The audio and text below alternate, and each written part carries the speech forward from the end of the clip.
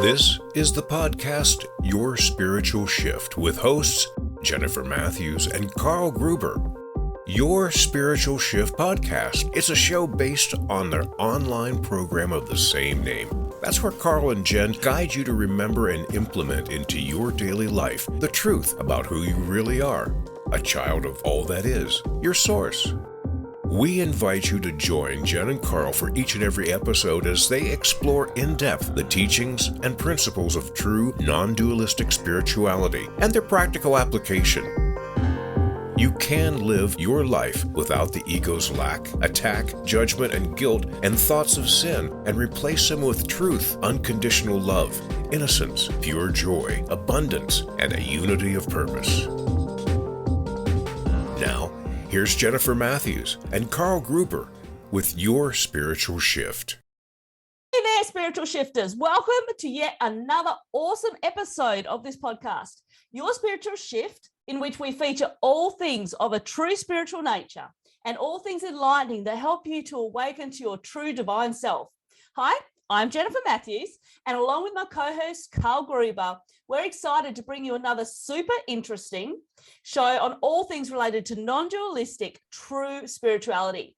Before we move forward with today's guest, can I please ask that if you're watching this episode on YouTube, then please subscribe to our YouTube channel so that you never miss a single episode of this show. Now, with that in mind, I can tell you with absolute certainty that I'm absolutely thrilled to welcome our guest, Eleni Yiambilis. Okay, take it away, Carl. All right. Eleni is the co-founder of Kalyteros Life and has found her true passion as a motivational speaker who uses her skills as a certified life and manifestation coach and thought process consultant. I'd love to hear about that to empower others.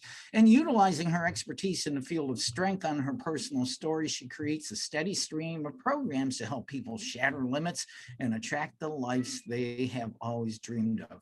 Her mission is to show people that with defined vision and applied belief, they can literally wake their dreams and live their most fulfilling lives. Pretty interesting story. Eleni is a survivor of a difficult road, tainted with multiple forms of addiction, childhood abuse, and domestic violence. So Eleni has learned to take those painful life situations, apply gratitude and service to identify the blessings and facilitate growth. So with that, one final note, she also offers Reiki and life coaching to victims and assists in shelter fundraising. Also, she is a trainer in her area and has a true passion for fitness and enjoys utilizing the outdoors to help others feel healthy and inspired. I knew that's why I liked you, Eleni. So welcome to Your Spiritual Shift. It's such an awesome honor to have you here. I've had the pleasure of knowing you for a few months, and you are a true ray of light, Eleni, but you've had an amazing story. Tell us, how did you get to where you're at now? I know it's hard to, share personal stories. Where do you want to start? The beginning. I feel like every pivot, every experience has brought me to a different level of awakening. In my 20s, I found myself homeless, literally living in my Jeep, and I started my very first gratitude journal. It was just one of those moments where I decided I was broken. I was overcoming addiction. I decided to get sober. I was living in this car, and I said, I didn't know where to turn, but I remembered that my mom had this book, The Secret, and she had started a gratitude journal, and I thought, well, let's start there.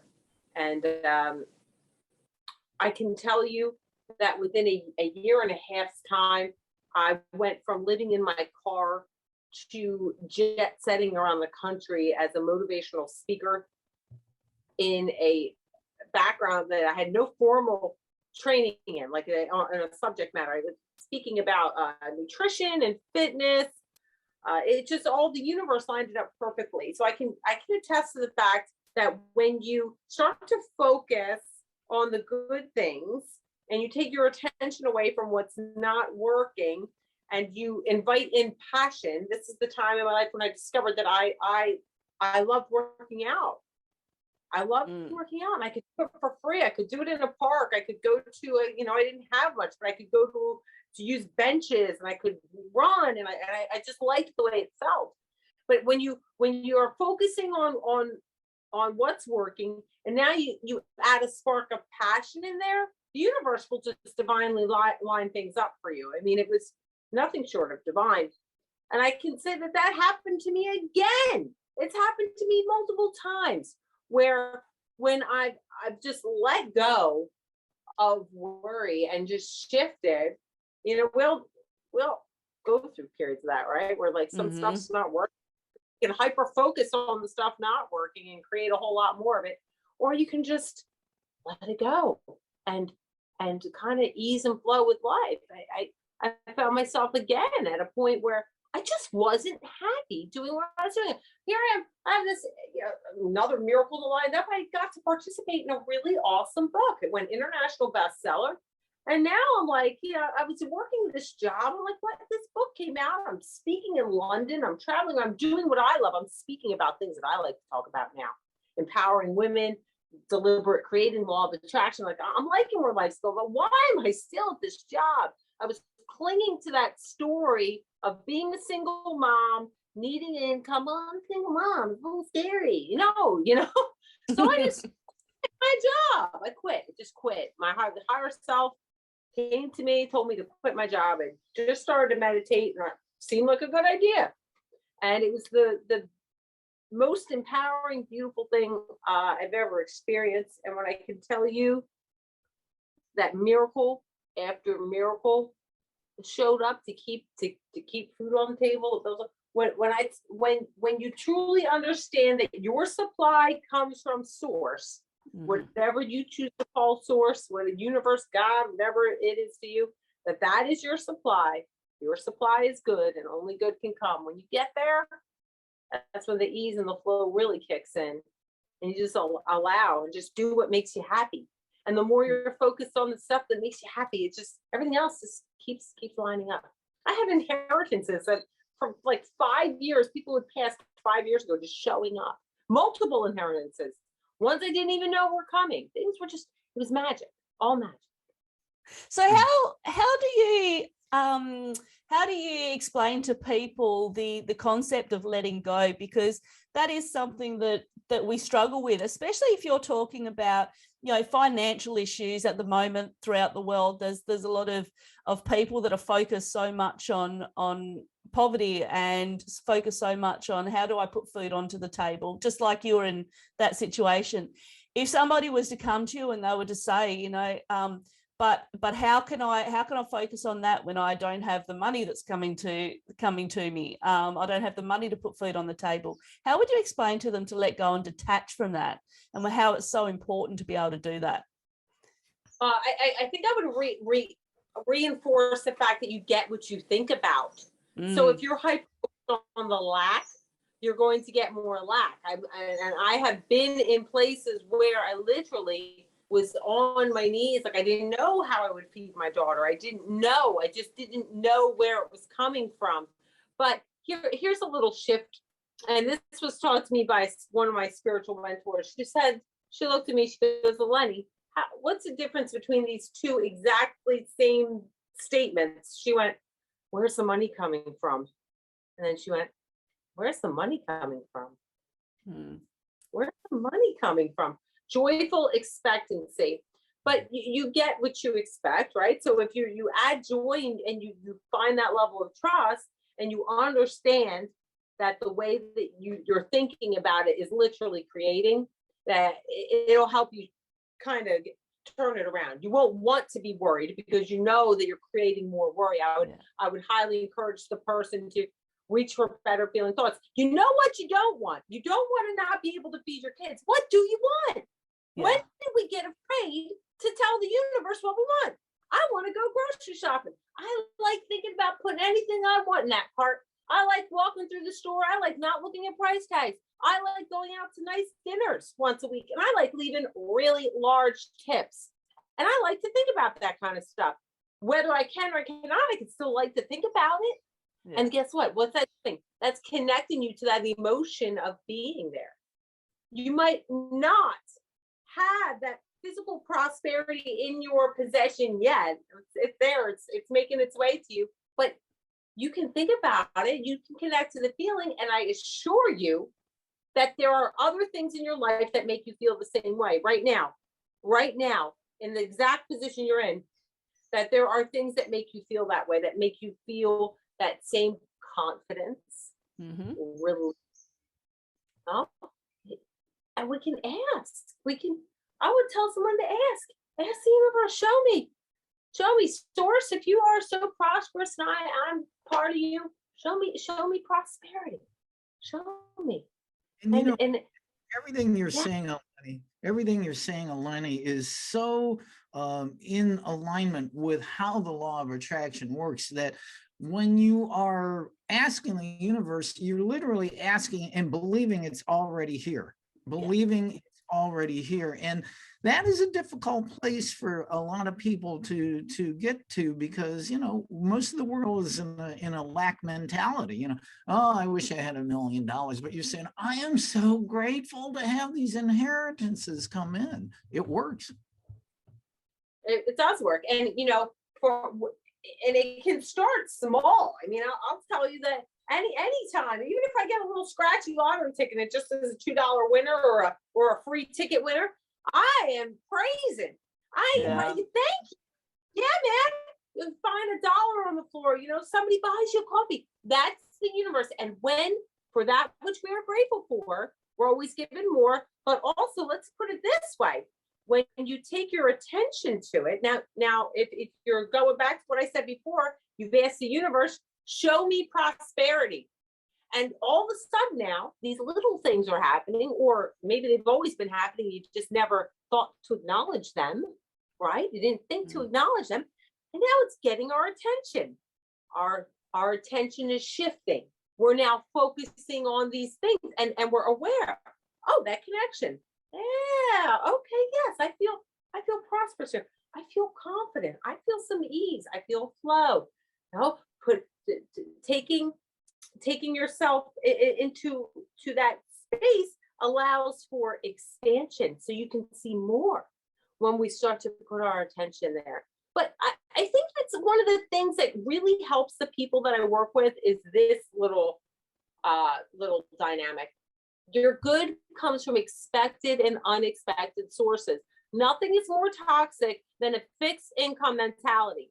Thinking that your paycheck is your only source of income really blocks you from a lot of magic. Because if everything is based on your belief systems and you're only believing that that's the only way money's coming in, well, how are you going to let magic come in? What do you think? They're going to give you $1 million raise at work? No. I'm open and receptive to new channels of income. I'm open and receptive to magic. I'm going to allow the universe to surprise and delight me with new sources of prosperity. Start talking to yourself in these ways. You can work yourself up to that joyful expectancy of, universe, work your magic. I'm ready to receive. Ready. Yeah. And so what do you think the role of scripting is in this whole process?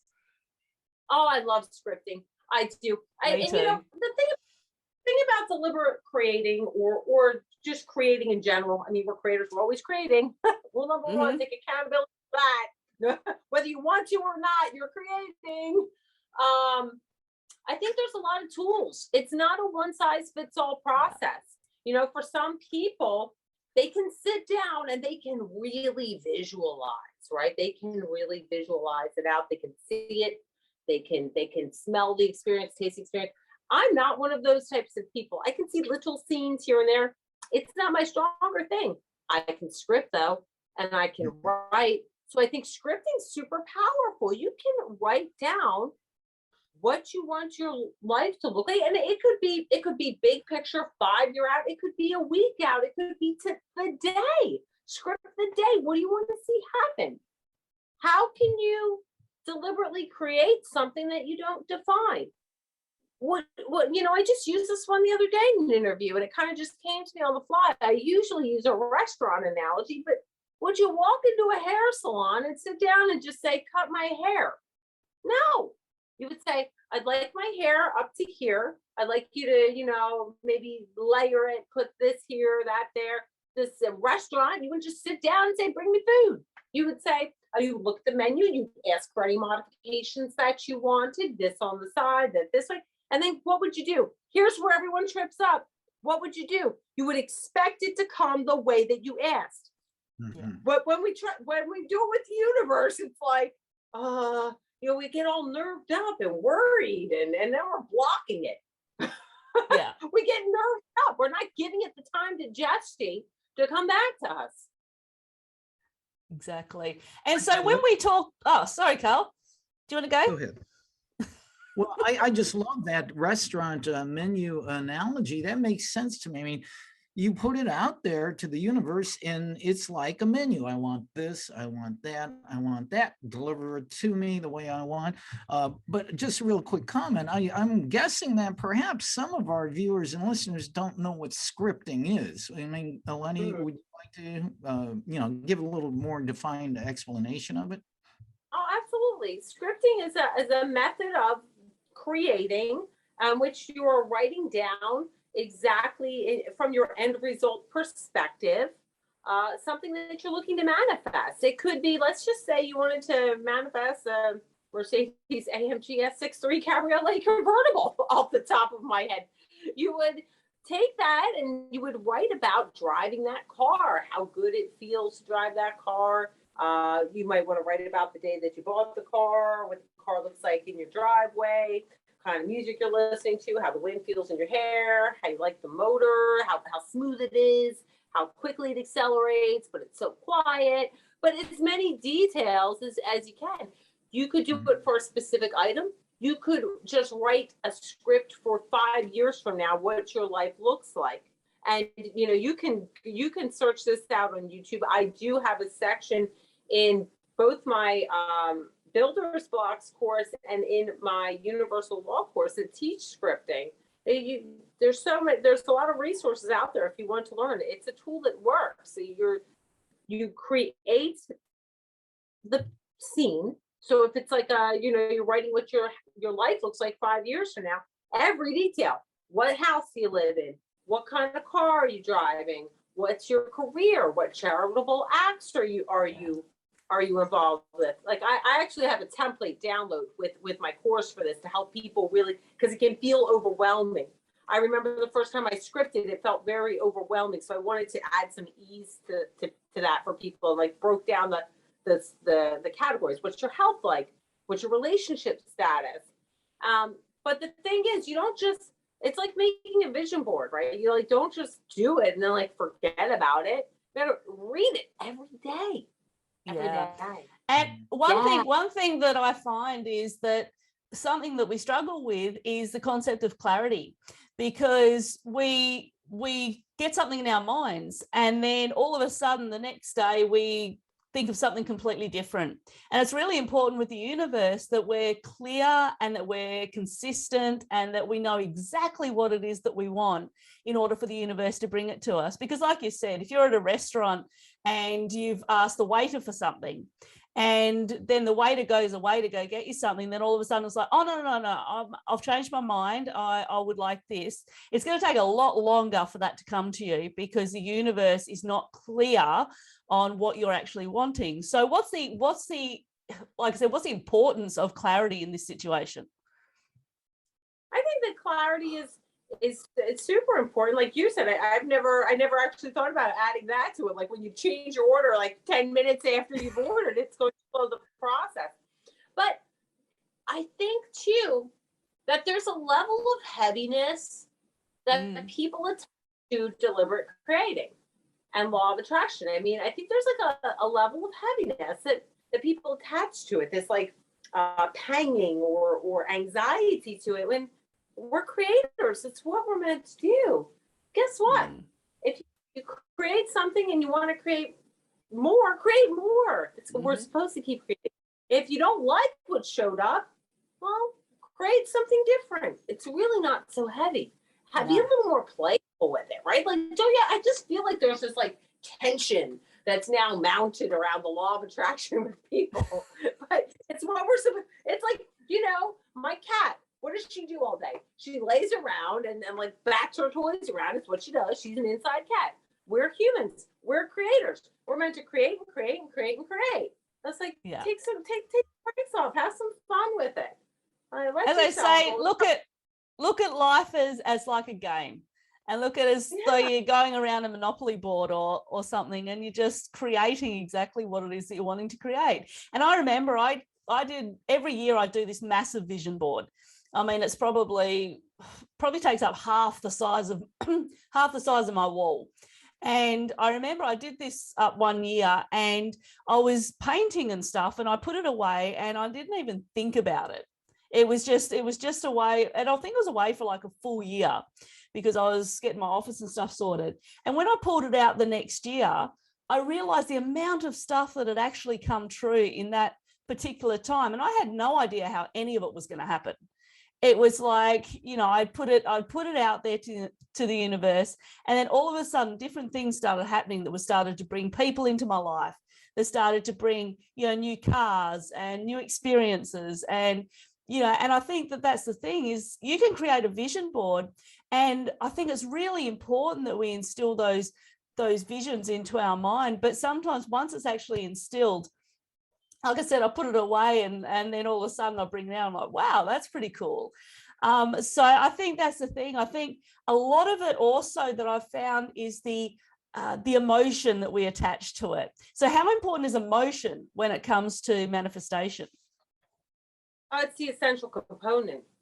It's identifying the emotion of it's the secret sauce, because we are vibrational beings, right? And what makes us emanate vibration most heavily is our emotions. So when someone says to me, well, how do I attract what I want? First thing is, how does it make you feel? What do you feel like?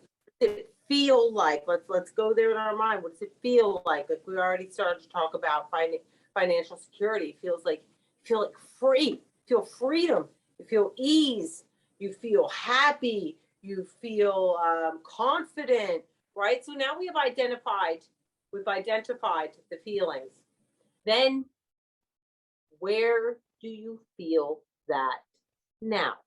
And I assure you, there are things in your life that make you feel freedom. And it might even be that, you know, once a week you get an hour to yourself where you just take a drive and you're listening to music. You don't have kids in the car. That's freedom. It might be that, you know, you take a vacation every 6 months. It's a freedom. But so you'll have to think about the word, the emotion, and where do you feel that? It might not be to the same magnitude as the end result, but the vibration is still there. Yeah. And once you know that vibration, you can ask to be shown more of it. Show me more confidence. Don't be afraid to challenge the universe. Like we're afraid, like that's like some kind of man in the sky with a big stick or something. Like it's gonna come down at us. No, no, don't be afraid to say, show me. Show me, how am I so confident? Show me more confidence. You're also challenging your subconscious mind too. And once you ask your mind a question, its duty is to find an answer for you and to maintain your homeostasis. You know, I'm confident. Like, so if you're using affirmations, to switch it to a question, how am I so confident? Why am I so confident? Then your mind's like, why is she so confident? Ding, ding, ding, ding, ding, showing you every time that you're confident. It's like a flash going off and stuff that's been happening all the time. But identifying the emotion, because it's the strong vibrational output point, and realizing where you already feel it, and then just do that more. Once you identify it, write down your list. Well, I have freedom here. I have confidence here. I feel ease and flow when I'm doing this. Do it more. And that's what that I do with my clients. I always talk to them the importance of emotion, because if everything is energy, everything vibrates at a particular frequency. And I always tell my clients that when you add the power of strong emotion, it's like pouring gasoline on the fire. It intensifies it, and the universe Like attracts like. Well, now you've amped up the energy and the frequency of that, and the universe is like, oh, I better pay attention. He really wants that. Yeah. So yeah. Fantastic. Right away to drum that up, not to cut you off, Carl, but if you're challenged with, well, I don't know, how where I really feel a strong level of confidence, or, well, take yourself to that end result. And we already kind of played with this earlier. Like, what do you like about feeling confident? I like walking into a room and knowing that I'm respected. I like that feeling. I like knowing that everything I'm working on is a success. I like knowing that my company is established. I like that feeling. I like when people are consulting me. I like when I'm making the decisions. You can play with it. It doesn't have to be so serious and so heavy, but put yourself there and really close your eyes. What do you like? What do you like about being there? Why do you like it? How does that feel? Yeah. What other things you're taking an hour and a half for lunch breaks. You're boss. Now, one of your courses, because you've got a platform called Kalyteros, is it, or what's it called? Kalyteros. Yeah. That's a big word for best. So Kalyteros.life. Yeah, we're a platform of different courses. It's a subscription-based model, and you have access to all our different courses. So I get to do what I love. I love creating content, and I have a variety of stuff up now. Yeah, I'm the same. I love creating courses, and I've got the Enlightened Wellness Network, which I'm building at the moment, which is a collection of courses and programs and masterminds and all sorts of things. So it's a lot of fun, and it's great to get all this content out. Now, one of the courses that you have got in this particular platform is on the universal laws, and you go through the 12 universal laws. Can you briefly go through some of them with us so that we can start to understand the power? We know the law of attraction. That's one of the most well talked about, but we don't talk a lot about the other laws, which are equally as important as the law of attraction, and they work alongside it.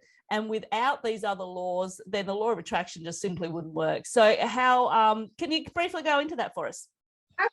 I mean, you have 12 major laws. I cover 14 because there's some sub laws I feel are really important. So the law of attraction works side by side with the law of compensation. We are compensated for our energy, good and bad. Compensation comes back to you. Everything's a boomerang. So it's very similar to the law of attraction. The law of attraction is the actual force of it coming back, and the compensation is the actual deliverance of it. You have the law of perpetual transmutation of energy, which is love that one. Yeah, me too. What does it mean? Well, it means that every vibration, right? It has two different frequencies to it. There's a high and a low. So happy and sad are really on the same vibrational level, just different frequencies, different ends of the spectrum. So if you have, let's just say, because the people get concerned, they get too well, I didn't think happy all day. I don't, my thoughts weren't positive all day. We have a law of perpetual transmutation of energy in which you can revise or switch energy to the opposite. Law of polarity. That's working. The law of perpetual transmutation of energy works side by side with the law of polarity. There's a lot to this. This is why this course is 42 videos, 42 5 to 12 minute, 15-minute videos with 42 downloads of different activities to understand, because there's a lot of workings in the laws of the universe. But when you understand them, you can truly be a deliberate master of your life. You really. So I love, one of my favorite is the law of correspondence, and there's a lot of different spirituality factors, as within, so without, right? As above, so below. So everything's a mirror. Everyone's you pushed out. And once I understood this, and I really looked at things in my life, I'm pretty clean energetically at this point in my life. But if I was noticing behaviors in my daughter that were, let's just say, unbecoming, maybe she was snappy or nasty or something of that nature, I would all of a sudden it clicked to me when I was creating this course that this was my mirror. Yeah, This you're was very, me, yeah. where I had maybe not been as poised. But I'm so clean energetically, like mine's like ever so slight. You know, if I roll my eyes, and next thing you know, my daughter's stomping on my foot and like throwing something at me. Like it comes back to me a lot heavier than I give it. But and pretty quickly, like I'm within the day, I have my turnaround. Within a day, 24 to 48 hours, I get my energetic turnaround. But it's a gauge, right? It's always a gauge. You're seeing things in people, like, you know, I'm always running into somebody. Everyone always seems to be nasty when I go out. I get the worst tellers wherever I go. Well, first of all, that's your belief system. If you're going out saying you always get people, you're gonna get. But hey, where are you maybe a little negative in your life? One of the biggest, and I think most eye-awakening moments I ever had was the fact that I'm a domestic violence survivor. Okay, I'm a domestic violence survivor, but I'm a really nice person. I'm a nice person. I've never not been a nice person. And as I was creating this course, so many years later, you know, going 20 years later now, and I had to understand it. Like, now I understand that I am responsible for everything that happened in my life. Put on my big girl accountability pants. How did I attract an abusive partner? Well, the universe doesn't really discriminate. I've always been very, well, I'm going to mind how I word that. At that time of my life, I was very critical of myself. And as a young girl growing up, I was very critical and abusive to my body, abusive in multiple ways. I would say that, you know, of course, I was an addict. I was a recovering addict. I had struggled with eating disorders as a young girl. So there's a level of abuse I was putting myself through. I was very critical. So an eating disorder, someone is very critical of their body. I attracted a critical, abusive person. It was a direct response to the energetic output I was putting out into the universe. The universe doesn't discriminate. It's not, you know, it doesn't can't say, well, she's really nice, so we're not going to send this. No, it's a direct response to what you're vibrating. Yeah. And I think that's where we struggle, I think, is that we are so focused on what we see in front of us that we don't take the time to really delve deep and to really figure out exactly where we're at this particular point in time. You know, what is, you know, self-love is so critical. Self-love is so important for being able to, you know, live a happy life, but also to manifest what it is that you want into your life. So I love your story in regards to how that lack of self-love and that lack of maybe self-worth actually attracted somebody into your life that sort of like, you know, treated you the same way. Because if we don't treat ourselves well, how can we expect that somebody else is going to treat us well? And this is, I think, something that is people struggle with today. And I think, you know, you can take that even further, right? Like if you're loathing your life, if you're like hating life, or you're hating your job, or you're hating your circumstances, you're gonna struggle in manifesting things that you love. That's why gratitude, that little tool of the gratitude journal is really helpful, a building block for a lot of people. They're not realizing how it's working or what it's really doing, but it's taking you out of that mindset of, you know, really disliking things and kind of shifting the energy. You can't attract the body you want or create. One of the courses I'm really excited about, I just put up, is a deliberate appearance with like reverse aging and weight loss techniques. But if you're loathing your body, if you hate your body, you can't create at that point. Rule number 1, love self. And that's the answer for everything, is love. Yeah. Everything else will fall. Love and joy. I'm going to just jump in here for a moment. Just as a reminder for our viewers and listeners, this is Your Spiritual Shift, a podcast with my host, Jennifer Matthews in Western Australia. I'm Carl Gruber in the Midwest in the US, and a lady from the East Coast of the United States, Eleni Yiambilis, a lady who went from sleeping in a car, being homeless and addicted, to flying around the world on stages as a motivational speaker. And now I love it because you describe yourself as a teacher of truth. What an awesome inspiration you are to the world. Thank you, Eleni. Thanks. I just, anything's possible. You can have whatever you want. Anything is possible.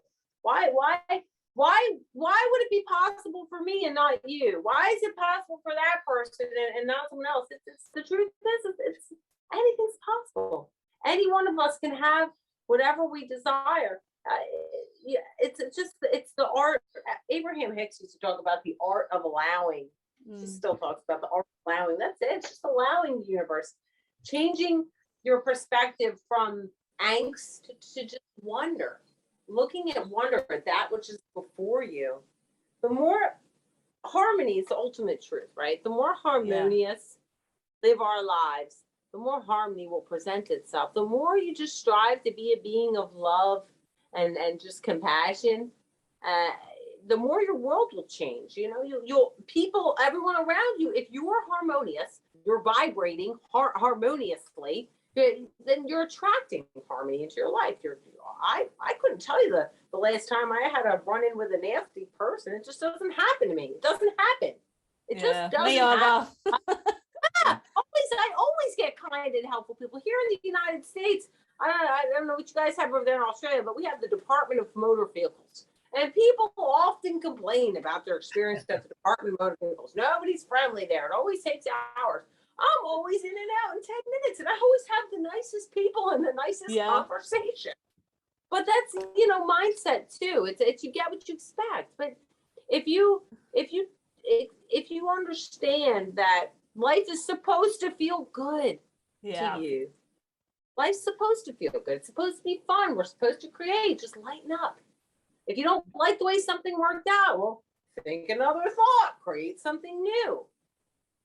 I do want to put this forth, and I want to ask both Eleni and Jen, do you think that, does a person really have to scrape bottom first before they awaken? Does it have to happen that way? It seems like that's all the time, you're at the bottom. Does a person really have to go through angst and the dark night of the soul in order to awaken to all that is and the truth and love? It's so funny. I hop in with this one. So funny he asked this question. I literally was just meditating on that the other day.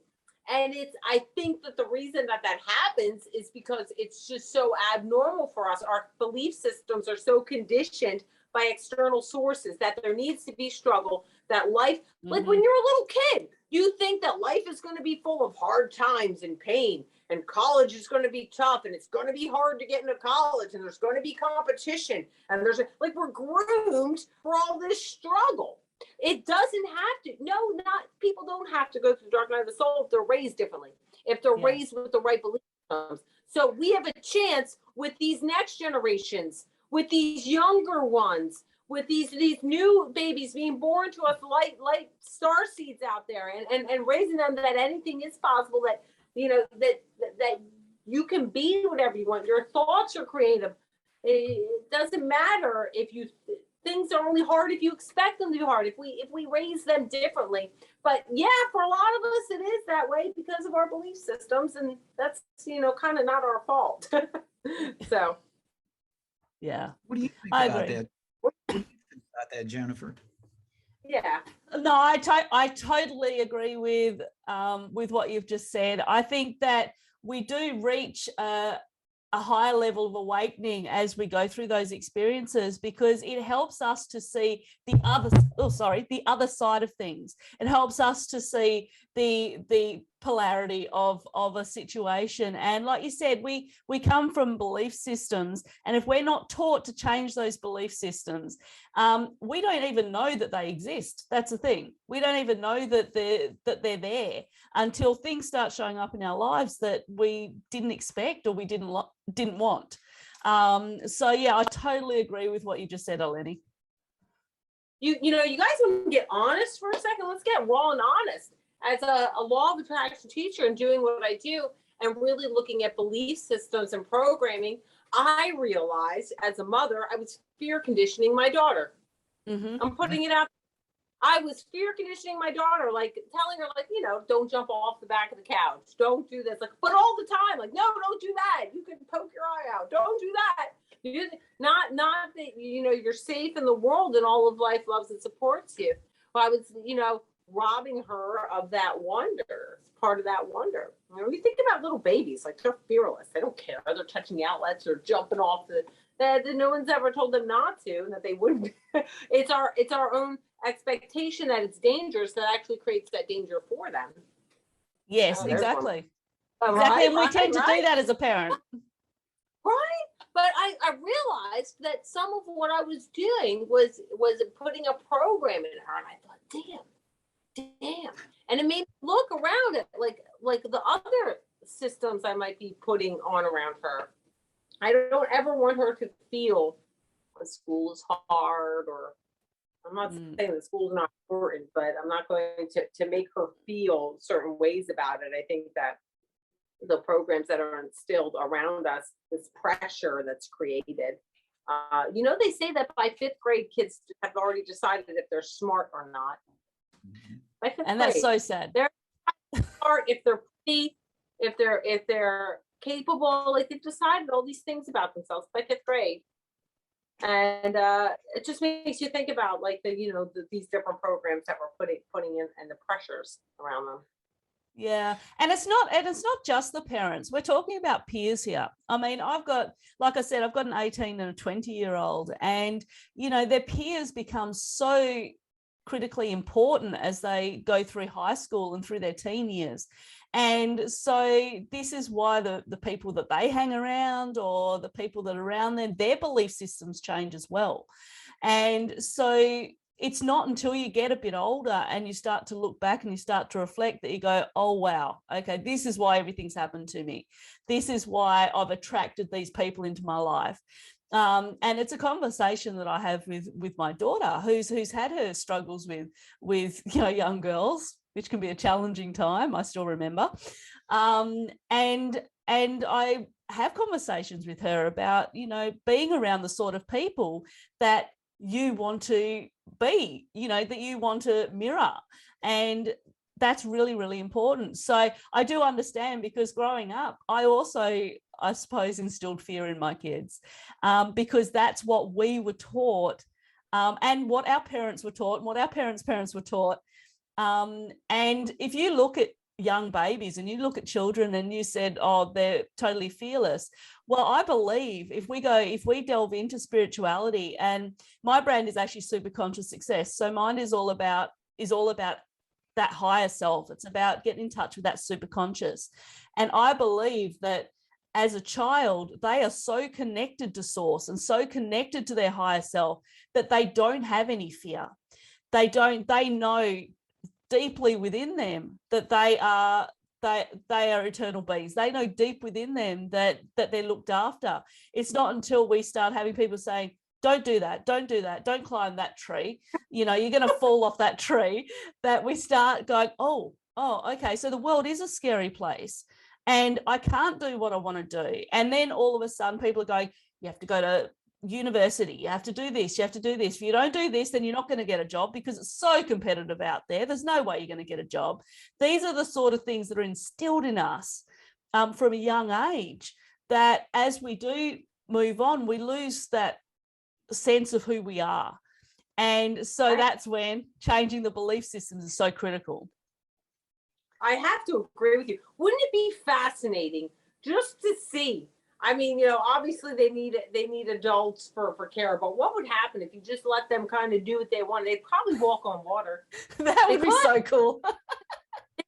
There would be no one to tell them that, no, you'll sink, because I agree with you that, because I do a lot of work higher self and understanding what we really are, limitless beings, and when they do know that, when they come in, it would be fascinating to see what they would do. Probably fly. Who knows? Probably, right? probably. If something wounded their flesh, they would probably just heal it. Yeah. Mm. Because they wouldn't have anybody telling them about tetanus or anything else that's going around, so they wouldn't know any of that. It's not possible to heal yourself. You guys are amazing. I'm sitting here with two beacons of light. This is just awesome. I'm Eleni, you and I are both into the aspects of healing, and you have so many beautiful things going on in your life. Tell us about the Molina experiment that you're involved with. Yeah. So we believe Carl and I, we both run intention setting groups based on Lynn McTaggart's principles, the power of 8 of intention setting, right? And that which really goes to expectancy, getting multiple people together, groups of 8 or more, to focus their intention on the end result, healing of a subject. The cool thing that happens is a lot of times the participants, the people participating in the experiment, start to see miracles themselves. So Molina is a friend of mine who's kind of magically come into my life, and he's been labeled. I don't place diagnosis on anyone. I just don't. I don't believe in sickness, to be quite honest. That's a conversation for another time, but I don't believe in sickness. But he's been labeled with ALS, and I think a lot of times what happens is people get labeled with things, and then they go home and they're told about what's going to happen. Now they're setting these mental expectations, and once you think something's going to happen to you, right? Like you go home, you start getting Google, right? Yeah. Well, don't they say that the moment that you're actually told by the doctor how long you've got to live, pretty much on the day, that's when you pass away? It's like, and I've got great stories about that. I think I was on with Carl one time, and the woman was talking about there was a mix-up, and the priest came in at a hospital and read the rights of the wrong person, the last rites, and the person really had like very little wrong with them. And they ended up passing away. I mean, it's just like once you mentally set expectations, it's what happens. But yeah, because now your creative power is in motion. It's exactly what's happening. Your power, and you're thinking about what the chemo is going to be like and what your body's going to go through. Well, where I'm going with this is that I don't label anybody with that. So Matt was labeled with ALS, and he doesn't believe that he has to accept the diagnosis. He doesn't believe that he has to accept. And, you get what you expect, and what you accept, you get to keep. So we started a Power of 8 intention group for him. And there's lots of people who join us multiple nights a week. We have 4 different groups, and we focus our intention on the end result healing of Matt. And we're already seeing this restored function. His hands are moving again. But here's a testament of how creative power works. Here's a testament to that. Matt reached out to the ALS. There's a study with Duke University, and they're studying ALS reversals. He reached out to them to get trackers put on nerve sensors because he's reversing ALS. He's owning it. Instead of owning the diagnosis, he's owning the reversal, which you've got to love. I mean, he's already got sensations going in his arms. It's beautiful. I believe that I have my own story to write. You have your own story to write. Carl has his own story to write. And we all get to see what we want. And I see Matt Molina walking, driving, hanging out with his kids, throwing a ball, and just living a high quality life. That's what I see in my story. And when you join your stories with other like-minded people, you're just putting a lot of the same, it's like putting threads up, and soon you have a rope, a solid rope. Talking about that, something just came to my mind. And what do you say to somebody? Because this is something that I deal with. I try to stay in, like you, my vibration very high. I stay in places of joy. I don't listen to negative stuff happening out there. I don't watch the news. I don't. But what do you say to people that say, get your head out of the clouds and start facing reality? because that's something that I get sometimes. And I'm like, but this is my reality. So what do you say to somebody? Well, I don't often encounter people who would say anything like that to me. But if I did, I would say, well, I make my own reality. Yeah, that's exactly what I say. You know, there's what's that? Every morning, I make a conscious choice to ask, and I decree the world that I live in. I live in a world that's healthy. I live in a world that's prosperous. I live in a world full of love and happiness. And I get to see evidence of that. Every single day I'm validated.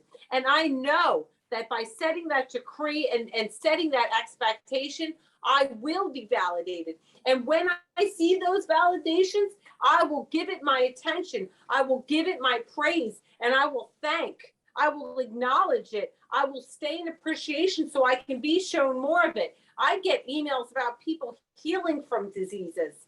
I get the people being prosperous to other people, generosity all the time. I see beautiful things. I experience prosperity myself.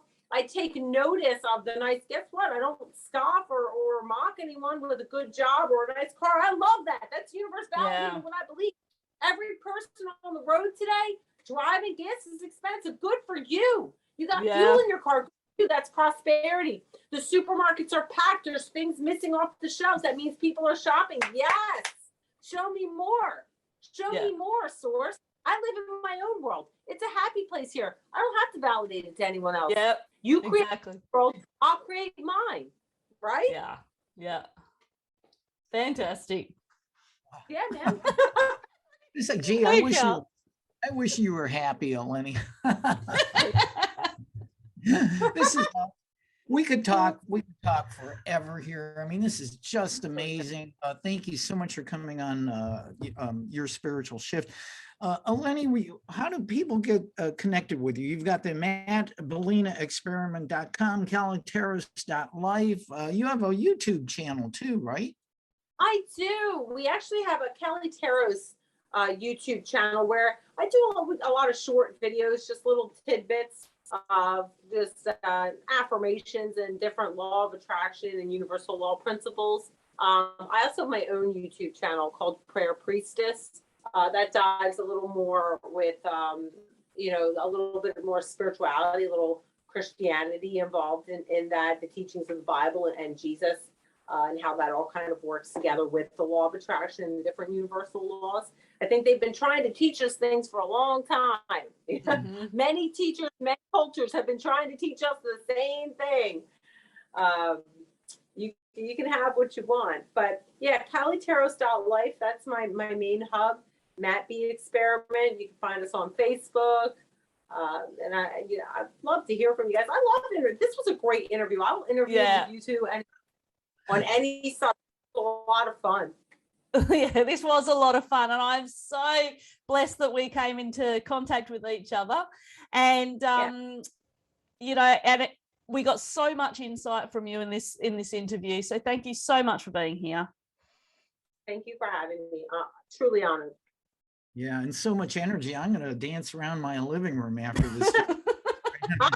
In my living room. Why not? Me and my cat Maya, who made an appearance here earlier in the show. So. She did. I loved it, but it was great. All right, my beautiful friends. Thank you, Jen. Thank you, Eleni, here on Your Spiritual Shift. Namaste. Thanks so much. Namaste. Good to be, my friends.